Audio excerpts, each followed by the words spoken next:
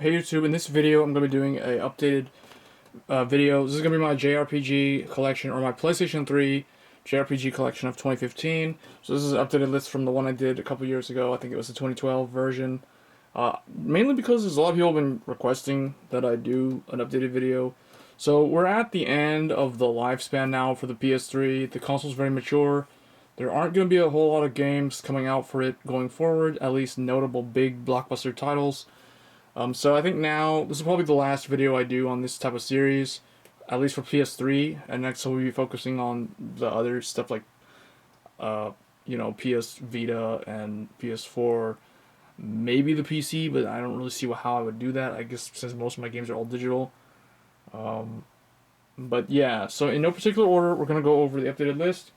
Just one disclaimer, Demon Souls, Dark Souls 1, and Dark Souls 2 will not be in the video. I have all three of those games. I have the collector's edition for Dark Souls 1 and 2. I do not have that Phantom edition for Demon Souls because I didn't know about Demon Souls until I played it and I was amazed. But so Dark Souls 2 is not going to be shown, and also those games are kind of like, they're not really your typical JRPG in terms of the overall feel of the game. It's more of like a Western style dark fantasy atmosphere. It's not very anime looking. And stuff like that. So those are still really good games worth mentioning. So the first one, just to get these out of the way first, because these boxes are really big, is Tales of Exilia, the collector's edition here. So Tales of Exilia, if you follow me on Twitch and I know I don't stream that much in recent months, but I may change that. But yeah, I did finish this game live on stream last year. And then we did start, this one's an even bigger box, Tales of Exilia 2, the sequel, which is the only Tales game, as far as I remember, that had a sequel. I started this one, I haven't finished it yet, just never got around to it. And also, I feel like Tales of Exilia 1 was the better game, because Tales of Exilia 2 has the silent protagonist, which I don't really care for that much, but both are still really solid games. I recommend them, especially if you're a Tales fan. That's a no-brainer. Next, we've got The Witch and the Hundred Knight. Really weird game. So this one is actually getting a re-release for the PS4. With some bug fixes and HD upscaled to 1080p. And I guess 60 FPS. I don't know. Let's see. Next, we have Atelier Arland, The Alchemist of Arland. So this was the first Atelier game for the PS3. All the other Atelier games prior to it were PS2. This one, I didn't really like the way they used the chibi look for the in-game sprites and the character models. They did remedy that later on with the re-release. I never picked that game up. So Rorona was like the first one of the Arland series. So if you like crafting, alchemy, creating stuff, and JRPG like battle system elements and lighthearted anime style story, you probably will like that game. Next, I want to cover Atelier Totori, since that's the second game that came out in the Arland. So she was the Adventure of Arland. This game was significantly better than Rorona. I liked it a lot more. In fact, I think I like this one slightly more than the Maruru one. The Maruru one was the next one. It was the final installment in the Arland. So Maruru, she was the apprentice of Arland. So I think in this one, I didn't like how Rorona got turned into like a little girl, like a tiny little girl. I hated that. So anyway, yeah, Totori and Maruru and Rorona, that's the Arland series of Atelier games. Then after that, there were some other Atelier games. We'll show them later. There's like somewhere around here. Next, we've got Mugen Souls. Mugen Souls is like Disgaea, that quirky, weird humor. They kind of like, it's a SRPG, so strategy. It's like Final Fantasy Tactics, and it has some really weird rules. And the way you become so OP. I think it's this one and Disgaea. Like, they're very similar. Just a different take. It's instead of the whole demon underworld stuff, this one's got a different theme going, but Yeah, Mugen Souls. I'm not a big fan, honestly or personally. I don't really care too much for the SRPG or like the grid tactics layout style. I think those games are very. It makes the game really really long, which works for some people. But I prefer more action-oriented combat battle systems. Next, we've got Record of Agris War Zero, the limited edition shown here. So the original Agris War, that one got a physical release or limited edition for 360. So I don't have that because I never got a 360. But yeah, the limited edition. So this, if you like more of the like tactics style games, this one includes the visual novel and even like dating sim elements. So if you like that stuff, this game is pretty decent. It's still kind of slow and very long. We'll do Agris 2 next because it's like the sequel. So Agris War 2 was the sequel to Agris War 1, whereas Agris War 0 was kind of like the prequel. So this is actually like the third game that was released, whereas 0 was the second one that was released. So this one, never actually finished this one. Again, it's very similar. It's like a very long game. Tactics combat style. Next, the Gilded Fate Paradox.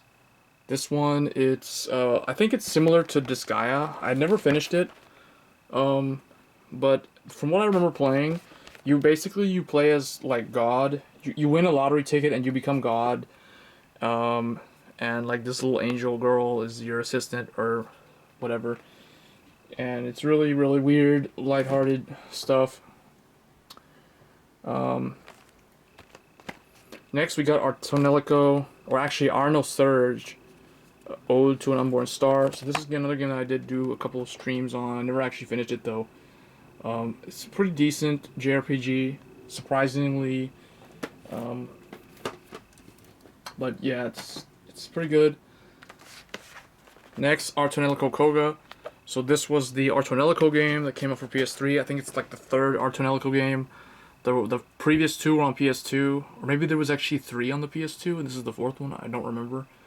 But yeah, Koga, never finished it. If you like games that have stories that make absolutely no sense and don't take themselves very seriously, and have really weird humor, like slapstick humor or whatever, then I guess this game will be okay for you to play. Like, you'll probably like it.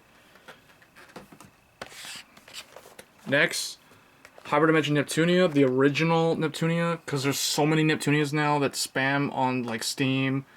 And with all the Vita re-releases and all the HD re-releases. So this is the original one, the one that started the whole thing. So this is it. It was a horribly optimized game. It ran terribly. It almost, when I first played this, I thought it was like a complete joke. Like they were mocking the console wars. You literally play as the Sega Neptune. Console never got released, and then you got the PS3, the Wii, and the 360. So, really, really weird game. It ran horribly, that's all I remember. But I managed to finish it somehow. But yeah. Next, moving on. Continuing the Neptunia series was Neptunia Mark II. This game featured a updated battle system and just a way better optimized game engine. It ran a whole lot better. It was a much better game than the original one. I played this game once, beat it, and then never played it again. But yeah, if you like JRPGs, and again, games that don't really take themselves seriously in terms of story, this one's about the portable consoles, so like the DS's, the PSP, and then the whatever the Neptune one was, or the Saturn one, Sega one was supposed to be. Next, I guess I'll do this one at the back here. So, next we've got the Neptunia, Hyperdimension Neptunia Victory. So this was the third one in the series. It's kind of like it's a weird one where, like, Neptunia, or Neptune, the main character, like, travels to an alternate dimension in the 80s, and you meet, like, the Sony and all the other guys before they were actually big name consoles. So it was really another weird game. It did have, again, further improved game mechanics and systems. Like the scout system was introduced, which they later on, I think they adapt that into a lot of their remakes. And then after that game, the developers of that game, which I believe it was Idea Factory, or maybe it was Compile Heart. But anyway, it's like a collaboration. But anyway, Freddy Fencer F was the new original game that they did after the Neptunia series. And I actually like this game a lot. Like, I actually played this one all the way to completion. I still have yet to finish Neptunia Victory, but Fairy Fencer F was a really enjoyable game. I actually liked it a lot.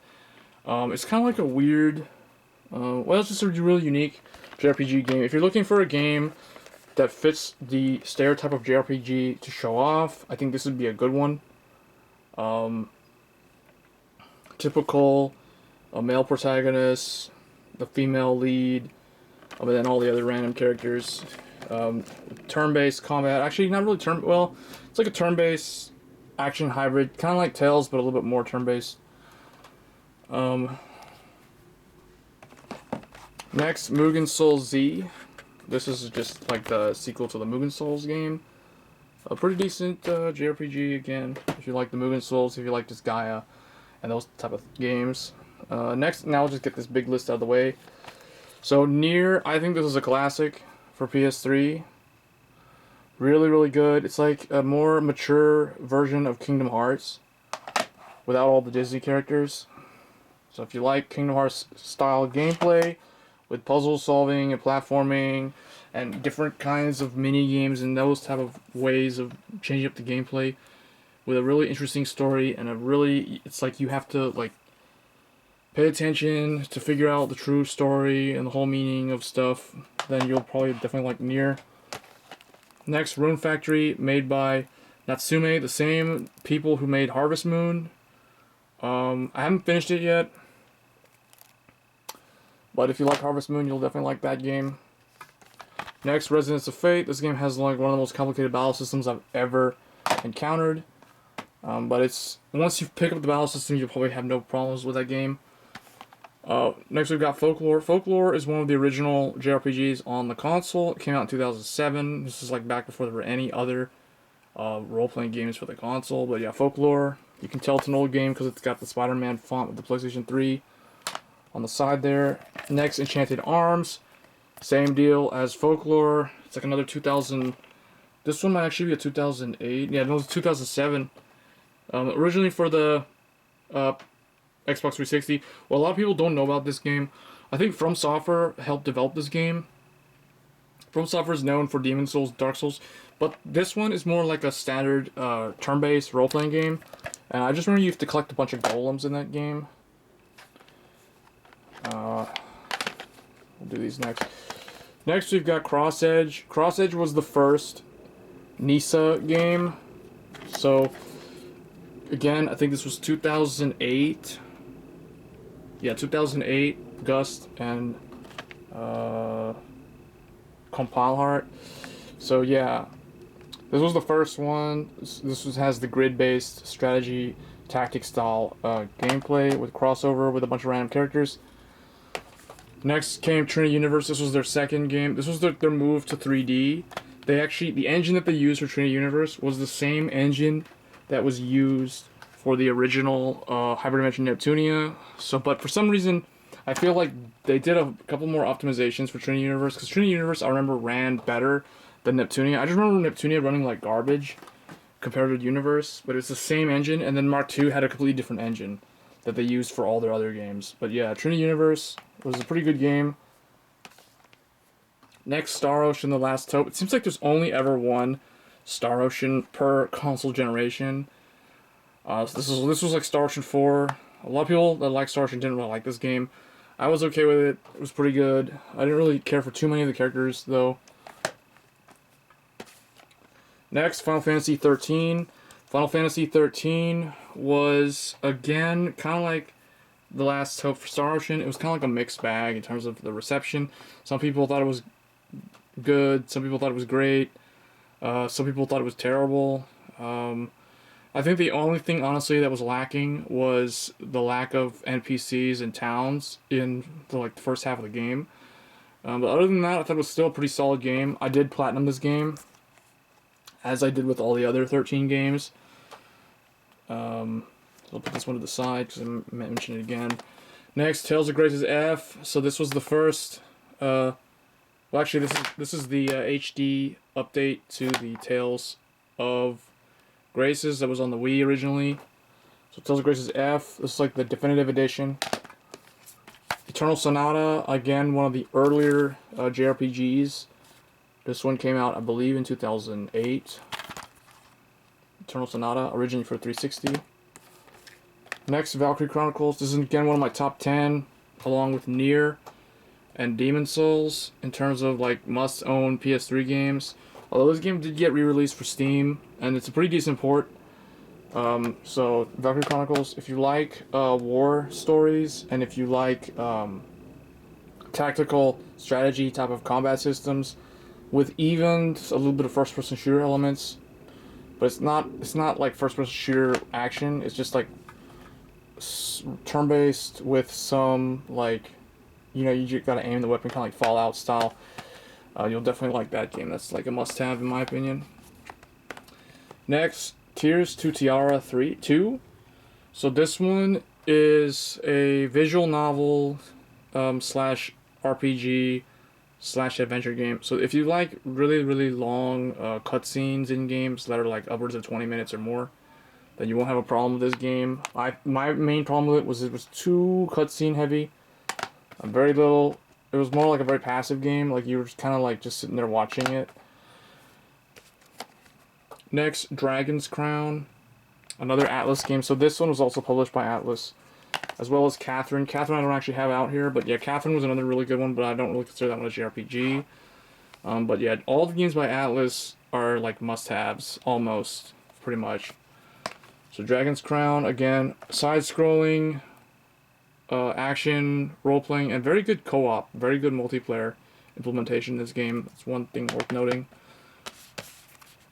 Next, we've got Kingdom Hearts 1.5 Remix. This one includes the final mix, 358.5 days, and Chain of Memories. So, pretty good value. Of course, I like the HD upscale and all that stuff. And then you can see in the back here, we've got Kingdom Hearts 2. I'll just leave it back there. But yeah, Kingdom Hearts 2, that one is notable because that disc actually includes the full upscaled version of Birth by Sleep, which was originally a PSP game, so that's definitely a good value. I personally like Kingdom Hearts 1 more than Kingdom Hearts 2 though, but the Birth by Sleep is what allowed me to get this one, because otherwise I probably wouldn't have picked that up until way later.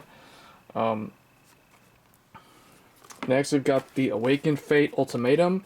I haven't even opened this yet, it's still sealed in plastic because I haven't finished the first one, but I think this one has a completely different story.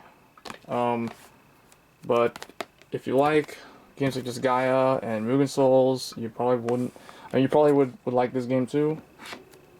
Just saying. Oops. Next, we've got Drakengard 3. This is the collector's edition. So this game is kind of like it's made by the same guy who made, or the same people who made Nier, and the Drakengards on the PS2. I personally don't like Drakengard as much as Nier. I thought Nier was a much better game. But this game is really unique. And you really have to play this game a lot to understand the story. Similar to Nier, but I just like Nier's combat system better. And I liked Nier's overall, like the feel, the gameplay just felt less clunky and more refined compared to Drakengard 3. So I'm really looking forward to the new Nier game that's coming out on the PS4. And next, here we've got Final Fantasy 13-2.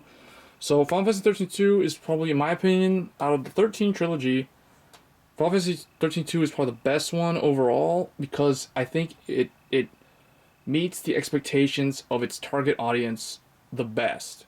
And what I mean by that is 13 lacked cities and NPCs, and the world didn't really feel like there was a lot of people in it. Like the second half of the game, you were on the planet, but it was just mostly fighting wildlife and stuff like that, and running from here to there. Whereas 13-2 felt more alive, and I liked how they used the whole chrono Trigger and Chrono Cross concept with like the main male and main female, and it even had like a Pokemon element to it. It was just really good overall. I platinumed this. I platinumed this one too, but this one was just farming trapezohedron or whatever that thing was called from those giant dinos. But anyway, this one was really, really good. And then the game that came after it, Lighting Returns, which I have the collector's edition as well. This game was also really, really good, at least in my opinion. But I don't really think it was for everyone, just because they used the whole Majora's Mask time limit element and stuff, and that's not really for everyone. Eventually, if you play it enough, you get used to it, and you actually enjoy that time element. So those who follow me on Twitch, I did extensive live streaming of this game like last year after I finished Tales of Exilia. But yeah, this game was really, really good. For me, this one's almost also top 10 for PS3. And this is the only one that they didn't botch the Steam or the PC release, whereas they kind of messed up the 13.13.2 ones. This one was actually ported really, really well. But it's not for everyone because it's an action-based game with a very different take on the gameplay, whereas 13.2 was more, I think it hit the mark in terms of like what the typical Final Fantasy gamer would expect. So, and we're getting toward the end here. So Final Fantasy X and X-2 HD remaster. So 10 was my favorite Final Fantasy game of all time. It still is. So I had to pick this up, and it's just really good remaster. It's also available on PS4, which does include both the new soundtrack, the remastered soundtrack, which this game had, as well as the original soundtrack. So yeah, there's that. And then we've got Atelier Ayesha. This was the Alchemist of Dusk. This was the first of the second trilogy. Then we have Atelier Eska and Logi, which was the second one, Alchemist of the Dusk Sky. So this was the second one of that trilogy. And then, just skip to this one. So then we have Atelier Shally, Alchemist of the Dusk Sea. This was the third one in that trilogy. So the main difference between the Arland and the Dusk trilogy. So Dusk, the world is falling apart. So again, it's an alchemy-based game. I personally prefer this trilogy over the first one.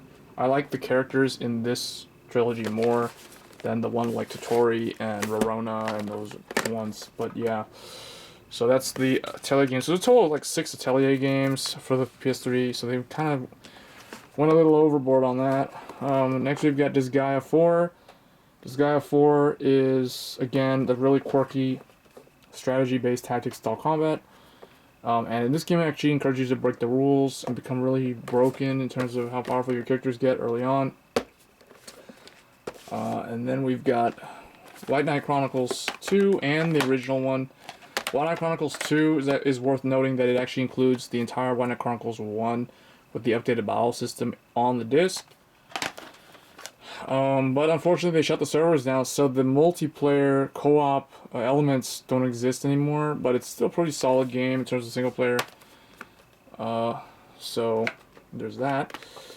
And then Tales of Eternity.